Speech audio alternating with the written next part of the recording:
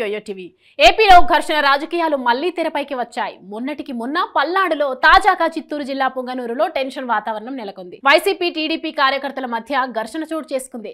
ఇరు వర్గాలు ఒకరిపై ఒకరు రాళ్లదాడి చేసుకున్నారు. వైసీపీ మిథున్ రెడ్డి పుంగనూరు వెళ్లిన నేపథ్యంలో ఉద్రిక్తత ఏర్పడింది. ఈ నెల 18న ఉదయం మిథున్ రెడ్డి ఆ పార్టీ మాజీ ఎంపీ రెడ్డప్ప ఇంటికి వెళ్లారు. సమాచారం తెలుసుకున్న టీడీపీ కార్యకర్తలు రెడ్డప్ప ఇంటిని చుట్టుముట్టారు. ఇదే సమయంలో వైసీపీ కార్యకర్తలు కూడా అక్కడికి చేరుకున్నారు. రెండు వర్గాల మధ్య మాటామాట పెరిగి రాళ్ల దాడికి దారితీసింది. దీంతో పోలీసులు అక్కడికి చేరుకొని ఇరు వర్గాలను చెదరగొట్టే ప్రయత్నం చేశారు. వైసీపీ హయాంలో ఎంపీ మిథున్ రెడ్డి వేధింపులకు గురి చేశారంటూ ఆయన్ని పుంగనూరుకి రావడానికి వీల్లేదంటూ టీడీపీ కార్యకర్తలు భీష్మించుకొని కూర్చున్నారు. కొద్ది రోజుల క్రితం ఎమ్మెల్యే పెద్దిరెడ్డి రామచంద్రారెడ్డిని కూడా పుంగనూరుకి రాకుండా టీడీపీ కార్యకర్తలు అడ్డుకున్నారు. అయితే ఈ రోజు మిథున్ రెడ్డి రెడ్డప్ప ఇంటికి వచ్చారు. ఆయన్ని పరామర్శించి బయటకి వస్తున్న సమయంలో టీడీపీ కార్యకర్త చిత్తూరు జిల్లా పుంగనూరులో టెన్షన్ వాతావరణం నెలకొంది. వైసీపీ టీడీపీ కార్యకర్తల మధ్య ఘర్షణ చోటు చేసుకుంది. ఒకరిపై ఒకరు మాటల దాడి చేసుకున్నారు. ఇది కాస్త రాళ్ల దాడి వరకు వెళ్ళింది. ఘటనలో కొంతమంది గాయాలవగా వారిని ఆసుపత్రికి తరలించారు. పోలీసులు అక్కడికి చేరుకొని పరిస్థితిని అదుపులోకి తీసుకువచ్చారు. కాగా ఘటనపై మిథున్ రెడ్డి స్పందిస్తూ టీడీపీ దాడులకు బీజం వేస్తోందని, వీటి వలన మళ్లీ ఫ్యాక్షన్ గొడవలు మొదలయ్యే ప్రమాదం ఉందని అన్నారు. టీడీపీ కార్యకర్తలు దాడులతో భయాందోళనలకు గురి చేస్తున్నారని, నిన్న వినుకొండలో కూడా వైసీపీ కార్యకర్తని దారుణంగా చంపేశారని అన్నారు.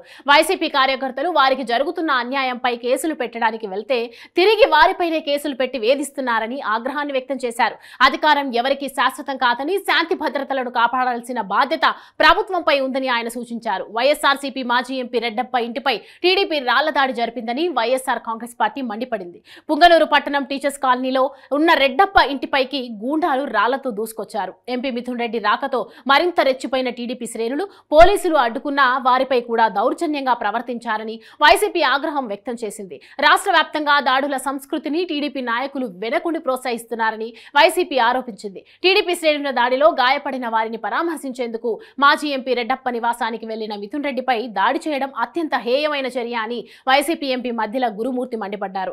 ప్రజాస్వామ్యబద్ధంగా ఎన్నికైన ఒక పార్లమెంటు సభ్యునికే రక్షణ కల్పించలేని ఈ ప్రభుత్వం సామాన్య కార్యకర్తలకు అసలు రక్షణ కల్పించగలదా అని ప్రశ్నించారు. ఒక ఎంపీపై రాళ్ల దాడి చేస్తుంటే రక్షణ కల్పించాల్సిన పోలీసులే చోద్యం చూస్తుంటే టీడీపీ కూటమి ప్రభుత్వంలో ఏ విధమైన అటవిక పాలన కొనసాగుతుందో అర్థం చేసుకోవచ్చు.